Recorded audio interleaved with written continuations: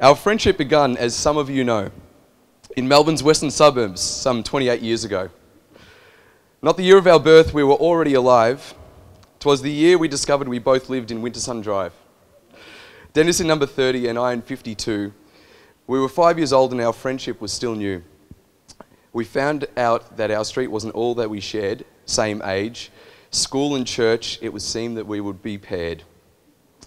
Even had the same breed of pet dog. Both had a sister and brother, a love of He-Man and wrestling we would soon discover. It was clear from then on we'd be really good mates, throwing rocks at the kids from the Movel from our dividing school gates. And although boys will be boys and will fight and muck up, Dennis's courage would never become unstuck. I remember being impressed one day when a kid that was much older, he was a much older boy, tried picking a fight and his eyes said destroy. But Dennis didn't back down and his courage started to rise. Now the look of destruction was in Dennis's eyes. And compared to Dennis, this kid was the size of a tower. And I remember admiring my best mate's willpower.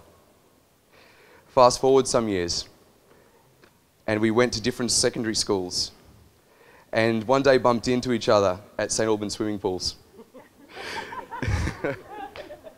Now by this point we'd lost touch, but still had a mutual respect. But our two groups of friends, we could quickly detect, didn't like each other and a fight was close by. So Dennis and I joined forces and mediated so that no one would die. We grew up in the West, I just want to make that very clear. And then that would be it for a little while longer. School distance would keep our friendship from growing any fonder, until Mr. and Mrs. Johnston decided to roam, and Sydenham became where they found their new family home. Once again, me and Dennis were living close by, and at the basketball courts, we'd find ourselves eye to eye. We'd meet Taddick, Nick, Vinny, and all the usual clan, showing off our best moves, trying to prove who's the man. There'd be trash talk and tempers, mostly Taddick. And as the time passed, I'd have to stop Dennis grabbing Taddick and kicking his ass. You had to get one in there, Taddick.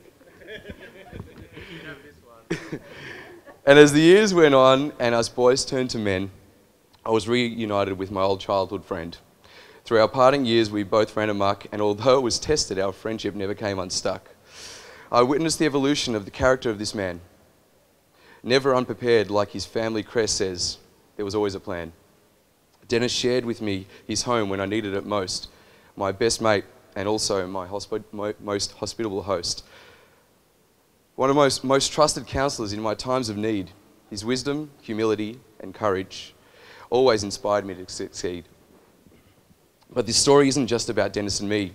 This next chapter introduces his beautiful bride-to-be. Jess brings out the best in him, and if I may, I'll draw on the help of a well-known cliche.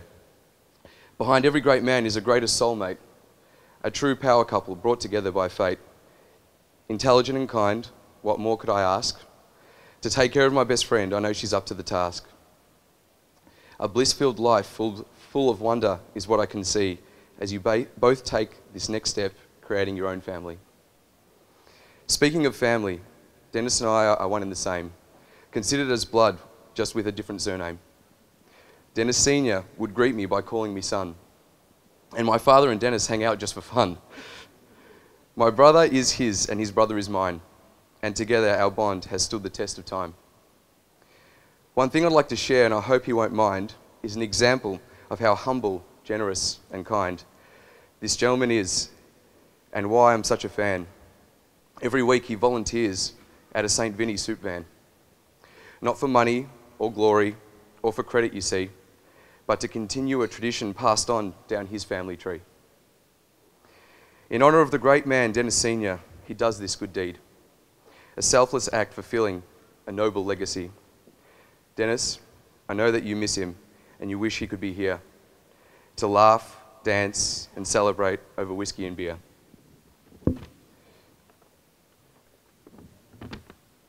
So I say this to you with conviction, completely sincere. He is here tonight and proud of the man sitting here. Honest, loving, humble, loyal and true. Jess, you picked a winner. And what I'd like to say to you, Mr. and Mrs. Allure. He's one of the best men I know. Chivalrous, kind. He's no average Joe. But don't take my word. Here's another example. Look at how he treats his mother, and that's just a sample of the man that he is and the kids that he'll raise.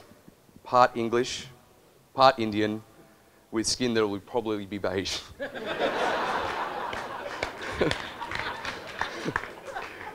So, I had to slip it in. So will you all be upstanding and charge your glass to this beautiful couple, all loving, all class. To Dennis and Jessica, I love you, mate.